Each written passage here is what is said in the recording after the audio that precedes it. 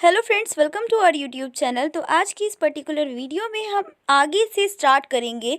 इससे पहले जो पार्ट फर्स्ट था उसमें हम लोगों ने डिस्कस कर लिया था चैप्टर 8 तक के जितने भी इंपॉर्टेंट क्वेश्चन हैं, कौन कौन से इंपॉर्टेंट टॉपिक हैं, किस किन चीज़ों से जो बायोलॉजी में क्वेश्चंस आने वाले हैं आपके बोर्ड एग्ज़ाम 2021 में। क्योंकि कुछ ही चीज़ें हैं जो हर साल रिपीट होती है। मैंने आपको कई बार कहा है कि अगर आप बहुत ही अच्छे ढंग से कोशिश करेंगे, तैयारी करेंगे, अगर आपको पहले से ही पता है कि किन चीज़ों पर आपको ज़्यादा ध्यान देकर चलना है, तो आप अपनी सब्जेक्ट पे ज़्यादा कमांड कर पाएंगे और ज़्यादा से ज़्यादा स्कोर जो है आप कर पाएंगे अपने बोर्ड एग्ज़ाम्स में। तो फटाफट से स्टार्ट करते हैं। आप लोगों को क्या करना है, अपनी एनसीईआरटी की बुक निकाल लेनी है और मार्किंग के लिए एक पेन भी साथ में रख लेना है। और जो जो चीज़ें मैं कहूँगी वो नोट करते हुए चलना है कि आपको किन चीज़ों पे, चैप्टर पे फोकस करके चलना है, कहाँ से हर साल हर बार क्वेश्चंस किए जाते हैं एग्ज़ाम्स में, बोर्ड एग्ज़ाम में। तो यहाँ पर मैं आपका ध्यान दिलवाना चाहूँगी कुछ इम्पॉर्टेंट चीज़ों की तरफ।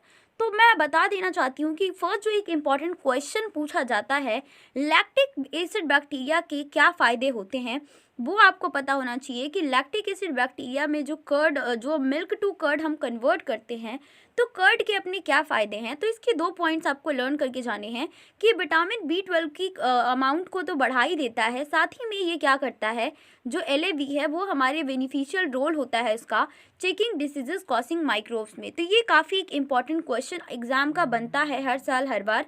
तो आपको इस पर बहुत ज़्यादा ध्यान देकर चलना है। वहीं वो जो बेकर्स ईस्ट का नाम सेक्रोमाइसिस सेरेविसी है, ये इतना आपको याद करके जाना है।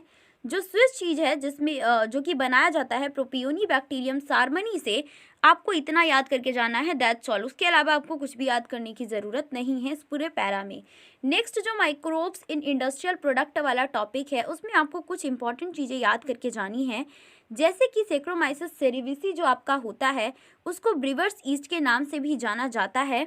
और वहीं यहाँ पर कुछ और बातों पे भी आपको ध्यान देकर चलना है, जैसे कि ऐसे कौन कौन से ड्रिंक्स हैं जो कि आपके विद डिस्टिलेशन बनाए जाते हैं, और ऐसे कौन कौन से जो ड्रिंक्स हैं जो आपके विदाउट डिस्टिलेशन बनाए जाते हैं।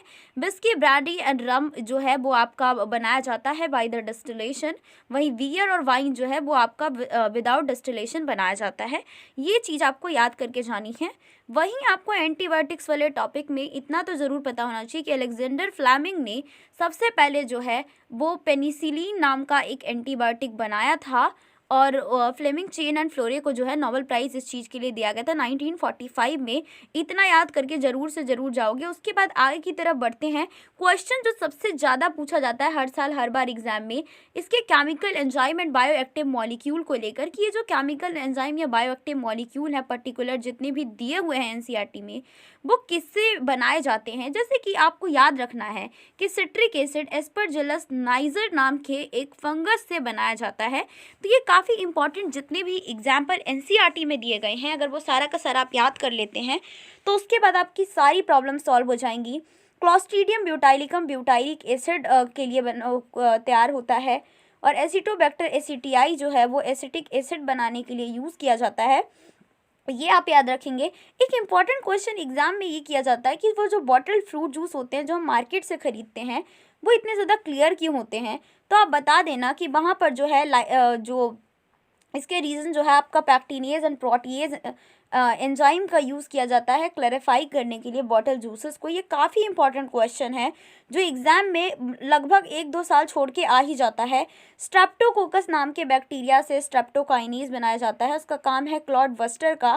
तो ये पूरा पैरा बहुत इंपॉर्टेंट है बच्चों, इसके बारे में पढ़ के जाओगे। ट्राइकोडर्मा पॉलीस्पोरम नाम का जो एक फंगस है उससे साइक्लोस्पोरिन ए बनाया जाता है, जो कि एक इम्यूनोसप्रेसिव एजेंट है। तो किसका क्या फंक्शन है, किस चीज़ से बनाया जाता है, इतना याद करके जाओगे। कौन से माइक्रोब का नाम याद करके जाओगे, पूरे नंबर पाओगे इस चैप्टर में। ये चैप्टर इतना इजी है ना, कुछ ही चीज़ें आती हैं, बस वही करना होता है आपको। माइक्रोब्स इन सीवियस ट्रीटमेंट वाला वो जो है, उसमें आपको ये याद रखना है कि सेकेंडरी ट्रीटमेंट को बायोलॉजिकल ट्रीटमेंट भी कहते हैं। साथ में इसमें बायोलॉजिकल ऑक्सीजन डिमांड का जो है आप डेफिनेशन याद करके जाओगे। गॉट इट, यहाँ पर दिया हुआ है, ये हर बच्चा याद करके जाएगा। ठीक है, बीओडी किसे कहते हैं ये आपको पता होना चाहिए। उसके बाद जो कुछ इंपॉर्टेंट चीज़ें, जैसे कि ये 4 कौन कौन सी गैसेस पाई जाती हैं जब हमारे बायोगैस के अंदर, तो वो आपको पता होना चाहिए। साथ में आप लोग याद करके जाएंगे Ganga action plan and Yamuna action plan, GAP और BIAP की फुल फॉर्म याद करके जाएंगे आप लोग। उसके बाद मेथेनोजेंस किसे कहा जाता है ये आपको पता होना चाहिए। इसके अलावा आपको कुछ भी खासा जानने की ज़रूरत नहीं है। बायोगैस प्लांट में आपको इतना डीपली पढ़ना ही नहीं है, कुछ पढ़ना ही नहीं है मानो। बस KVIC की फुल फॉर्म ये हर बच्चा याद करके जाएगा, IARI का भी याद कर लोगे। आगे की तरफ हम बढ़ते हैं। आगे जो इम्पोर्टेंट चीज़ें आपको करके जानी है वो आप ध्यान से सुनेंगे, क्योंकि कुछ ही चीज़ें आनी है, मैं बता रही हूँ आपको। अगर आप इस पर्टिकुलर वीडियो को अच्छे से फॉलो कर लेते हैं आपको काफ़ी अच्छे मार्क्स आपको मिल जाएंगे एग्जाम में। उसके बाद आप लोग याद कर लेंगे कि लेडी बर्ड, बीटल और ड्रैगन फ्लाइज के लिए, एफिड्स एंड मॉस्किटो के लिए यूज़ किया जाता है एज अ मतलब कि वो आप याद करके जाएंगे। उसी के साथ ही क्या करना है आपको, जो VT है बैसिलस थोरिएंजेंसिस, जिसके बारे में कि आप लोगों जो है बायोटेक्नोलॉजी में पढ़ेंगे भी, बहुत इंपॉर्टेंट है, तो ये आप करके जाएंगे, गॉट इट। और उसी के साथ आप करेंगे ट्राइकोडर्मा पॉलीस्पोरम क्या होता है, कैसे इसको as a bio control agent use किया जाता है, वो आपको पता होना चाहिए। वहीं पे आप न्यूक्लियो पॉलीहेड्रोवायरस एंड वैक्यूलो वायरस जो कि अटैक करते हैं इंसेक्ट एंड ऑर्थोपोडा पे, ये चीज़ें आपको पता होनी चाहिए, गॉट इट। उसके साथ ही मैं आपको ध्यान दिलवाना चाहूँगी ऑर्गेनिक फार्मिंग किसे कहते हैं। कई बच्चों को ये चीज़ नहीं पता है और एग्जाम में आता है, ठीक है। इसी के साथ माइकोराइजा क्या है और कौन सा ऐसा जीनस है जो कि यूज़ किया जाता है माइकोराइजा का बनाने में। मोस्ट कॉमन मेंबर वो आपका ग्लोमस है, तो ग्लोमस जीनस वाला फंगल है, तो वो आपको पता होना चाहिए, एग्जाम में कई बार पूछा जा चुका है। वही कुछ साइनोबैक्टीरिया के नाम याद करके जाएंगे, 11th क्लास में आपने ऑलरेडी पढ़ा था, बस एक बार आपको और अच्छे से पढ़ लेना है। इसके बाद एक्सरसाइज की क्वेश्चंस की बात करें तो एक्सरसाइज में कौन कौन से क्वेश्चंस आपको करके जाने हैं वो मैं आपका ध्यान दिलवाना चाहती हूँ। तो क्वेश्चन नंबर 4 आप लोग कर लेंगे अच्छे से। इसी के साथ ही आपको क्वेश्चन नंबर 6 कर लेना है, क्वेश्चन नंबर 7 कर लेना है, क्वेश्चन नंबर 8 आप लोग करेंगे। दैट्स ऑल, इतना क्वेश्चन ही आपको करना है इस पर्टिकुलर चैप्टर में। उसके बाद अब हम बढ़ते हैं अपने नेक्स्ट चैप्टर की तरफ। तो यहाँ पर हम अपने next chapter biotechnology principle and process की तरफ बढ़ चुके हैं। तो बायोटेक में आपको क्या क्या चीज़ें करनी है, चैप्टर बहुत कठिन है, बच्चों को लगता है क्या करना है क्या नहीं करना है, क्या चीज़ें एग्जाम में पूछी जाएंगी वो मैं आपको बता देती हूँ, और सिर्फ वही चीज़ें ही करके जाएंगे आप लोग, तो आपके लिए सबसे ज़्यादा बेटर रहेगा। तो सबसे पहले मैं आपका ध्यान दिलवाना चाहूँगी इस पर्टिकुलर प्लास्मिड पे क्वेश्चन आता है कि प्लास्मिड क्या है, तो आप बता देना कि ऑटोनोमसली रेप्लिकेटिंग सर्कुलर जो है आपका एक्स्ट्रा क्रोमोसोमल DNA होता है। बहुत ही इंपॉर्टेंट क्वेश्चन है, तो आप लोग कर लेना। और स्टेनली कोहेन एंड हर्बर्ट वर्ड ने जो है सबसे पहले आइसोलेट किया था एंटीबायोटिक रेजिस्टेंट जीन को by cutting piece of DNA, तो इस साइंटिस्ट का नाम आपको याद करके जाना है। इसके अलावा जो रिस्ट्रिक्शन एंजाइम किसे कहते हैं ये आपको थोड़ा सा पता होना चाहिए। उसके बाद हम अपने आगे की तरफ बढ़ते हैं। चैप्टर में कुछ ही चीज़ें इसमें पूछी जाती हैं, तो उन्हीं चीज़ों पे आपको ध्यान देना है। इस्चीरिया कॉली जो इको आर्बन का नाम है, तो इको आर्बन में ई और को और आर क्या चीज़ें शो करती हैं वो आपको पता होना चाहिए कि इसकी नेमिंग कैसे की जाती है। और उसके अलावा पैलिंड्रोमिक न्यूक्लियोटाइड सीक्वेंस से आप लोग क्या समझते हैं वो आपको पता होना चाहिए, तो इसको आप अच्छे से कर लेंगे।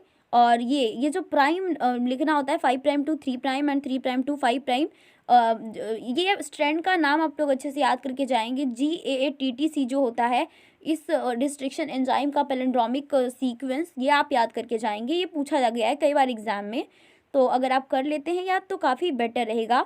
जेल इलेक्ट्रोफोरेसिस के बारे में बहुत अच्छे से आप लोग करके जाएंगे। जेल इलेक्ट्रोफोरेसिस कैसे किया जाता है, क्यों किया जाता है, ये आपको पता होना चाहिए। किस जेल का यूज़ किया जाता है इसमें, एगरोस जेल का, उस जेल का नाम याद करके जाएंगे। इसके अलावा एक बहुत इंपॉर्टेंट चीज़ पूछी जाती है कि इल्यूशन से आप क्या समझते हैं, तो इल्यूशन से आप क्या समझते हैं वो आपको पता होना चाहिए।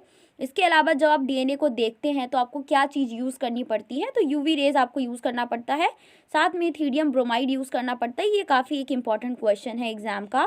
क्लोनिंग वेक्टर वाले टॉपिक की अगर हम बात करें तो यहाँ पर आपको कुछ खासा इतनी ध्यान देने की ज़रूरत नहीं है। जो चीज़ आपको करनी है वो मैं आपको बता दूंगी कि इंसर्शनल इनएक्टिवेशन से आप क्या समझते हैं, इंसर्शनल इनएक्टिवेशन का फिनोमेना किस तरीके से काम करता है, इसके बारे में आपको थोड़ा सा लर्न करके जाना पड़ेगा।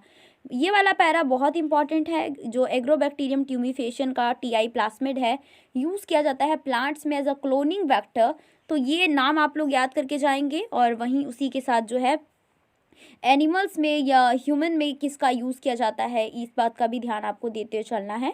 तो आपके लिए काफ़ी अच्छा रहेगा। उसके बाद कॉम्पिटेंट होस्ट वाला जो टॉपिक है उसमें आपको पता होना चाहिए कि बायोलॉजिस्टिक या जीन गन मेथड जो है वो आप किस पे यूज़ कर सकते हैं, प्लांट्स पे या एनिमल्स पे, और उसमें कौन सा जो है आपको मेटल यूज़ करना पड़ता है, गोल्ड या टंगस्टन।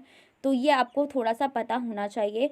इसके अलावा जो आगे चीज़ आपको पता होनी चाहिए कि मतलब अगर आप ट्रीटिंग कर रहे हैं बैक्टीरियल सेल को, तो आपको कौन से एंजाइम का यूज़ करना पड़ेगा, लाइसोजाइम, काइटिनेज। तो ये सब कुछ आपको पता होना चाहिए थोड़ा सा।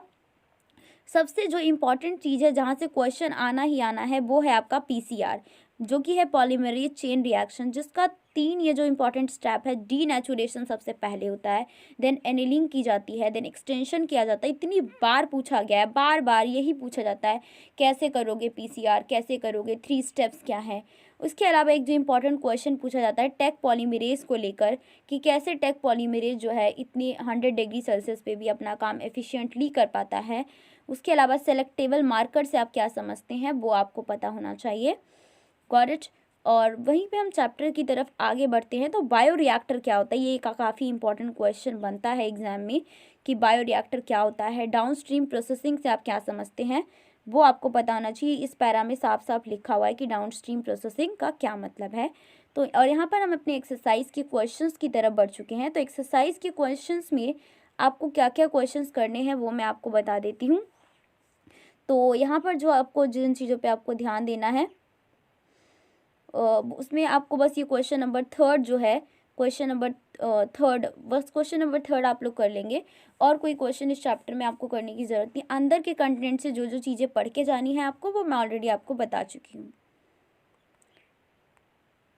ये है आपका next chapter, biotechnology and its application. तो बायोटेक्नोलॉजी एंड इट्स एप्लीकेशन वाला जो चैप्टर है उसमें आपको क्या क्या चीज़ें करनी है उसकी तरफ हम अपना ध्यान लेके जाते हैं। तो फर्स्टली मैं आपको बताना चाहूँगी, इस पैरा की तरफ आपका ध्यान लेके जाऊँगी 5th वाला, कि न्यूट्रिशनल वैल्यू ऑफ फूड के लिए विटामिन ई इंड्यूस्ड राइस बनाया गया है। तो ये आपको थोड़ा सा पता होना चाहिए, काफ़ी इंपॉर्टेंट क्वेश्चन बनता है एग्जाम का। बीटी कॉटन में जो आपका बैसिलस थोरिएंजेंसिस है वो किस किस पे काम कर सकता है, लेपिडोप्टेरन्स, ये कॉलियोप्टेरन्स एंड डिप्टेरन्स से आप क्या समझते हैं, ये आपको थोड़ा सा पता होना चाहिए, क्योंकि काफ़ी इंपॉर्टेंट क्वेश्चन है। और ये कैसे काम करता है, कैसे ये पोर क्रिएट कर देता है, स्वेलिंग एंड लिसेस हो जाती है और इवेंचुअली डेथ हो जाता है इंसेक्ट का, ये पूरा फिनोमेना आप अच्छे से लर्न करके जाएंगे। इसके अलावा आपको कुछ ये एग्जाम्पल लर्न करके जाना है कि जो जीन क्राई फर्स्ट AC है एंड सेकेंड AB है वो कंट्रोल करता है कॉटन बोलवॉर्म को, जो कि cry first AB corn borer को कंट्रोल करता है। ये काफ़ी इंपॉर्टेंट क्वेश्चन है एग्जाम का। RNA इंटरफेरेंस से आप क्या समझते हैं, ये एक काफ़ी इंपॉर्टेंट क्वेश्चन एग्जाम में किया जाता है, जिसका पूरा फिनोमेना आपको अच्छे से लर्न होना चाहिए। जेनेटिकली इंजीनियर्ड इंसुलिन वाला जो टॉपिक है ये बहुत इंपॉर्टेंट क्वेश्चन एक यहाँ से बनता है इंसुलिन को लेकर हमेशा, कि जो मैच्योर इंसुलिन होता है उसमें C पेप्टाइड प्रेजेंट नहीं होता है, ये आपको बहुत ही अच्छे से पता होना चाहिए। Got it. और इसको सबसे पहले किसने तैयार किया था, एली लिली अमेरिकन कंपनी ने, तो ये बात भी आपको थोड़ी सी पता होनी चाहिए। जीन थेरेपी सबसे पहले किसको दी गई थी, किसके कारण दी गई थी, किस चीज़ की डेफिशिएंसी थी उस बच्चे को, वो आपको बहुत ठीक से पता होना चाहिए, ADA डेफिशिएंसी। और फिर उसको किस तरीके से ठीक किया गया और क्या उसका कोई परमानेंट क्योर है, अगर है तो क्या है, और अगर इसका टेम्परेरी क्योर क्या है, क्या तरीका है, जेनेटिकली हम इंजीनियर तरीके से कैसे कर सकते हैं बायोटेक का यूज़ करके, दोनों तरीका अच्छे से लर्न करके जाओगे। मॉलिक्यूलर डायग्नोसिस का क्या मतलब है, एलिज़ा की फुल फॉर्म क्या है, PCR की फुल फॉर्म क्या है, ये याद करके जाएगा हर बच्चा। उसके बाद जो चीज़ें आपको ध्यान देनी है कि एलिज़ा जो है वो एंटीजन एंटीबॉडी इंटरेक्शन पे काम करता है, तो ये आप थोड़ा सा लर्न करके जाएंगे। ट्रांसजेनिक एनिमल वाला जो टॉपिक है उसमें आपको कुछ भी करने की ज़रूरत नहीं है, बस थोड़ा सा एक चीज़ आप करेंगे। बायोलॉजिकल प्रोडक्ट में जो सबसे पहली ट्रांसजेनिक काउ रोज़ी तैयार की गई थी, और जो कि क्या करती थी, उसने मिल्क बनाया था अल्फा लैक्टल एल्ब्यूमिन के साथ, जो कि बच्चे के लिए काफ़ी बेनिफिशियल था, तो ये चीज़ याद करके जाओगे। और इसके अलावा ह्यूमन प्रोटीन जो है अल्फ़ा 1 एंटीट्रिप्सिन जो कि यूज़ किया गया एम्फाइसीमा के लिए, ये 2 पॉइंट्स आप लर्न करके जाएंगे। और सारा बकवास का पैरा है वो आपको याद नहीं करना है। इथिकल इशू वाले टॉपिक में GEAC की फुल फॉर्म क्या है, उसका एक्चुअली में क्या काम है, बस इतना लर्न करके जाओगे। ये फालतू का बासमती राइस और फलाना ये सारी चीज़ें याद नहीं करनी है आपको। नेक्स्ट जो बात आपको याद करनी है कि बायोपायरेसी से आप क्या समझते हैं। इतनी बार पूछा गया एग्जाम में बायोपायरेसी क्या है, बायोपायरेसी क्या है। बच्चे याद करके ही नहीं जाते, उन्हें पता ही नहीं होता क्या पढ़ना है, इसीलिए। लेकिन आपको गलती नहीं करनी है, आपको अच्छे से सब कुछ करके जाना है और बहुत ही अच्छे से ध्यान भी रखना है। क्वेश्चन नंबर फर्स्ट आप लोग यहाँ पे कर लेंगे। मैं बता दूँ कि आपको कौन कौन से क्वेश्चंस करने हैं। तो क्वेश्चन नंबर फर्स्ट आप लोग बहुत अच्छे से करेंगे। देन क्वेश्चन नंबर फोर्थ आपको करना है। क्वेश्चन नंबर फिफ्थ आप लोगों को करना है। उसी के साथ क्वेश्चन नंबर 8 आपको करना है और क्वेश्चन नंबर 9 करना है। That's all. इतने क्वेश्चंस करने पड़ेंगे आपको इस चैप्टर में। अब हम बढ़ते हैं अपने नेक्स्ट चैप्टर की तरफ। नेक्स्ट चैप्टर जो कि आपका काफ़ी इंपॉर्टेंट है, इकोलॉजी। इसमें से कुछ ही क्वेश्चंस एग्जाम में आते हैं, तो आई होप कि आप लोग अच्छे से मार्क करते हुए चल रहे होंगे, क्योंकि ये काफ़ी इंपॉर्टेंट चीज़ें हैं और ये 10 साल के पेपर को एनालाइज करके मैं आपको बता रही हूँ कि क्या क्या चीज़ें एग्ज़ाम्स में पूछी जाती हैं। तो आपको बहुत ही अच्छे से ध्यान से मेरी बातों को सुनना है। इग्नोर अगर आप करते हैं तो आपका ही नुकसान होना है, किसी और का नुकसान नहीं होगा। बाद में आपको ही पछतावा होगा कि मैंने ऐसा क्यों किया। फर्स्टली जो चीज़ आपको याद करके जानी है, यूरीथर्मल और स्टीनोथर्मल में क्या डिफरेंस है। एक बहुत ही इंपॉर्टेंट क्वेश्चन है एग्जाम का, तो आप लोग अच्छे से कर लेंगे। इसी तरीके से बॉटल में जो है वो आपको ये चीज़ कुछ चीज़ें ही पढ़नी है, लाइक यूरी हेलाइन और स्टीनो हेलाइन में क्या डिफरेंस है और इससे आप क्या समझते हैं, वो आपको करके जाना है। लाइट वाला जो टॉपिक है उसमें कुछ खासी बात नहीं लिखी गई है जो एग्ज़ाम में पूछी जाए। सोयल से भी कोई क्वेश्चन ऐसा एग्ज़ाम में नहीं पूछा जाता है। जो चीज़ें पूछी जाती हैं उनका आपको ध्यान रखना है। होम्योस्टेसिस से आप क्या समझते हैं वो आपको पता होना चाहिए। कन्फर्मर, रेगुलेटर एंड पार्शियल रेगुलेटर का ये जो पर्टिकुलर ग्राफ है वो आप अच्छे से करके जाएंगे, क्योंकि कई बार एग्जाम्स में पूछा गया है ये ग्राफ। और रेगुलेटर्स वाला जो आपका टॉपिक है उसमें आपको कुछ चीज़ें ही ध्यान से देखनी है। कन्फर्मर की अगर हम बात करें तो कन्फर्मर में ये सारी बातें लिखी हुई हैं कि कैसे हीट लॉस और हीट गेन जो होता है वो सरफेस एरिया का ही एक फंक्शन होता है। तो ये आपको पता होना चाहिए, गॉट इट, क्योंकि ये बहुत ही इंपॉर्टेंट बात है और कई बच्चों को बिल्कुल पता नहीं होती। और ये भी आपको याद रखना है कि क्यों छोटे एनिमल्स जो होते हैं वो रेयरली पोलर रीजन्स में मिलते हैं। तो इसको आप अच्छे से लर्न करके जाएंगे। माइग्रेशन के बारे में, ये केएलएडो नेशनल पार्क भरतपुर राजस्थान में जो फेमस साइबेरियन बर्ड्स हैं, माइग्रेटरी बर्ड्स हैं, वो आ जाती हैं। तो ये आपको याद होना चाहिए, इस नेशनल पार्क का नाम याद होना चाहिए। सस्पेंशन की अगर बात करें, हाइबरनेशन एंड एस्टिवेशन में क्या डिफरेंस है वो आप लोग लर्न करके जाएंगे अच्छे से। अडाप्टेशंस की अगर हम बात करें तो अडाप्टेशंस में बहुत इंपॉर्टेंट क्वेश्चन एग्जाम में आता है। अपुंशिया ने किस तरीके से अपने आप को अडेप्ट किया है वो आपको अच्छे से लर्न होना चाहिए। नॉर्थ अमेरिकन कंगारू ने कैसे अपने आप को अडेप्ट किया है वो अच्छे से याद होना चाहिए। ये काफ़ी इंपॉर्टेंट क्वेश्चंस है एग्जाम के जो हर बार पूछे जाते हैं। एलन रूल से आप क्या समझते हैं, ये काफ़ी इंपॉर्टेंट क्वेश्चन है एग्जाम का, तो इसको भी आप अच्छे से कर लेंगे। एल्टीट्यूड सीकनेस से आप क्या समझते हैं, एल्टीट्यूड सीकनेस की प्रॉब्लम को ओवरकम करने के लिए हमारी बॉडी में क्या क्या चेंजेस होते हैं वो लर्न करके जाओगे, ठीक है, कि कैसे बाइंडिंग कैपेसिटी हीमोग्लोबिन की घट जाती है। ये सारी चीज़ें आपको अच्छे से लर्न करके जानी है। इसके अलावा जो चीज़ें आपको लर्न करनी है, यहाँ पर कुछ लिज़ार्ड्स के बारे में, कैसे वो अपने आप को अडाप्ट करने की कोशिश करते हैं, वो आप लर्न करके जाएंगे। पॉपुलेशन एट्रीब्यूट्स का जो टॉपिक है उसमें एक्सपैंडिंग जो शेप ऑफ ग्रोथ कर्व जो होता है 3 तरह का होता है, कौन कौन सा होता है वो आपको पता होना चाहिए, ठीक है। तो ये आप अगर इतना आप कर लेते हैं तो आपके लिए काफ़ी बेनिफिशियल होगा। उसके बाद जो नेक्स्ट चीज़ आपको ध्यान देनी है कि कैसे मतलब हम लोग पता कर सकते हैं कि टाइगर कितने हैं किसी भी जंगल में। तो उसका तरीका होता है कि आप उसके पग मार्क्स को देख लीजिए या फीकल पैलेट को देख लीजिए। तो ये क्वेश्चंस कई बार एग्जाम में किया गया है और तो इसलिए आपको कर लेना है। नेटिलिटी से आप क्या समझते हैं, मोर्टेलिटी, इमिग्रेशन क्या क्या फ़र्क डालता है हमारे पॉपुलेशन पे, ये आपको पता होना चाहिए। कौन पॉजिटिव है, कौन नेगेटिव इफेक्ट डालता है ग्रोथ में। एक्सपोनेंशियल ग्रोथ की जो 2 ग्रोथ कर्व होते हैं, exponential growth curve and logistic, इनका जो इक्वेशन है, ये वाले जो इक्वेशन है, ये इक्वेशन लर्न करके जाएगा हर बच्चा। ये इक्वेशन में जो है ई का क्या मतलब है, आर का, ये सारा भी याद करके जाओगे, ठीक है। ऐसा नहीं कि इसको नहीं याद करोगे और सोचोगे क्या ही कर रहे हैं। ये ग्रोथ कर्व अच्छे से बना के अच्छे से तैयार करके जाओगे। ग्रोथ कर्व बनाने को आता है एग्जाम में। कई बच्चों को लगता है कि ये फिजिक्स थोड़ा ना जो ग्रोथ कर्व आएगा, बस दिया हुआ है, नहीं आएगा एग्जाम में, ठीक है।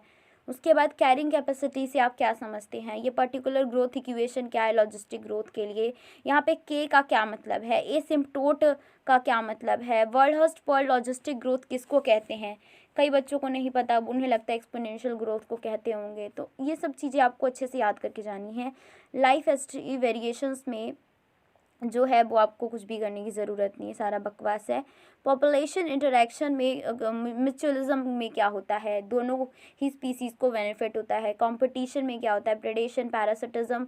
कमेंसलिज्म में एक को फ़ायदा, एक को कोई फ़र्क ही नहीं पड़ता क्या चल रहा है। एमेंसलिज्म में एक को नुकसान और एक को फ़र्क नहीं पड़ता। तो ये बातें आपको पता होनी चाहिए, जिस तरीके से मेरे को पता है तो आपको भी पता होना चाहिए, क्योंकि ये सब चीज़ें पूछी जाती हैं। आजकल क्वेश्चन 1 मार्क्स के जो आते हैं काफ़ी घुमा कर किए जाते हैं। तो ये कुछ बातें जो हैं, लेकिन वो हर साल इन्हीं चीज़ों में से पूछता है एग्जामिनर, तो वो आपको पता होना चाहिए। प्रेडेशंस में जो चीज़ें आपको याद करके जानी हैं वो आप ध्यान से सुन लेंगे कि जो किस तरीके से अमेरिकन पैसिफिक कोस्ट में स्टारफिश डिजास्टर पे एक मतलब कि एक्सपेरिमेंट करके देखा गया था, उसको फील्ड एक्सपेरिमेंट, फिर उसमें क्या चीज़ ऑब्जर्व किया गया वो आपको अच्छे से पता होना चाहिए। इसके अलावा केमोफ्लेक्स से आप क्या समझते हैं, मोनार्क बटरफ्लाई को कोई भी क्यों नहीं खाता है, उसका प्रेडेटर, उसका रीज़न क्या है, तो वो आपको पता होना चाहिए कि रीज़न ये है कि जब वो छोटी थी तो उसने पॉइजनस वीड पे फीड कर लिया था और उसके अंदर अब जहर भर गया है, तो उसको और लोग इसलिए नहीं खाना चाह रहे हैं। तो ये आपको पता होना चाहिए। और कितने % जो हमारे इंसेक्ट्स होते हैं, फाइटोफेगस होते हैं, वो पता होना चाहिए। एकेशिया और कैक्टस में किस तरह का डिफेंस मैकेनिज्म पाया जाता है, ये चीज़ें आपको पता होनी चाहिए। इसके अलावा जो कंपटीशन वाला टॉपिक है, कंपटीशन वाले टॉपिक में से जो चीज़ें आपको करनी है कि किस तरीके से गैलापागोस आइसलैंड में जो अविंगडन टॉर्टोइस के साथ कैसे उसका एक्सटिंक्शन हो गया था, तो उसके बारे में। कॉम्पिटिटिव रिलीज से आप क्या समझते हैं, गॉस कॉम्पिटिटिव एक्सक्लूजन प्रिंसिपल से आप क्या समझते हैं, वो आपको पता होना चाहिए। रिसोर्स पार्शनिंग का क्या मतलब है, पैरासिटिज्म में जो है वो आपको क्या चीज़ें याद रखनी हैं कि पैरासिटिज्म में दोनों ही क्या करते हैं, को इवॉल्व करते हैं, हमेशा कोशिश करते हैं कि वो एक दूसरे के साथ को इवॉल्व करें। और मलेरिया का जो पैरासाइट होता है उसको होस्ट चाहिए जो होता है वो पता होना चाहिए। ह्यूमन लिवर फ्लिप को 2 होस्ट चाहिए होते हैं, उसके क्या क्या नाम है वो पता होना चाहिए आपको, क्योंकि यहीं से ही क्वेश्चन किया जाता है हर बार। तो इसीलिए आप लोग ये याद करके जाएंगे। एक्टो पैरासाइट, एंडो पैरासाइट क्या है, उसका एक एग्जाम्पल याद करके जाएगा हर बच्चा।